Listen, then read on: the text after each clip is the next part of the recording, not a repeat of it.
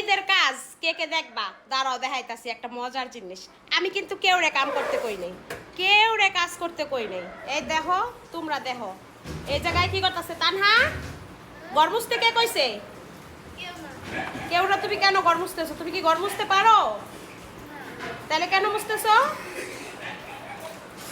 আমি ঘর মুছতেও কই নাই, আমি কাউরে কোনো কাজ করতে কই নাই। দেখি সরো, দেখি রোহান রে দেখামু। এই যে আমার মেয়ে হলো এটা, আর এই যে আমার ছেলে। এই যে বাপে পুতে। রোহান, কি কাজ করতেছো তোমরা? পরিষ্কার করতেছি। হ্যাঁ, এই যে রান্নাঘর পরিষ্কার করতেছে। এই যে হইলো আমার ছেলে। কাম করতে করতে মানে আমারে কত কাম যে দেখাইতাছে আমার ছোট্ট পোলাটা। দেখি রোহান, প্যান্ট যে বিচ্ছে, তোমার ঠান্ডা লাগবে না?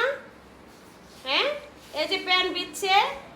আর একজন এই যে ব্যস্ত, হ্যাঁ রান্নাঘর গুছাইতে ব্যস্ত, এগুলো সব ধুইয়া ধুইয়া গুছাইতেছে। এই যে আমি আর কি করতে কাম করবো? আমার কোনো কাজের দরকার নাই, আমি কোনো কাজ টাজ করতে পারবো। আর এই যে আমার 10টা না 5টা না একটা মাত্র কন্যা, আমার একটা কন্যা, হেরে আমি সবসময় শোয়াই বসাই বাচ্চা পর্যন্ত খাওয়াই দিই। আর আজকে সে ঈদের আনন্দে, মানে কালকের পরের দিন ঈদ হবে, ঈদের আনন্দে তার কাজের। তানহা, এই কাজ তোমার কি কেউ করতে কইছে? এদিক তাকাও, কেউ কি করতে কইছে? তাহলে কেন করতেছ? হ্যাঁ, কালকে মেহেন্দি দিবা, এই জন্য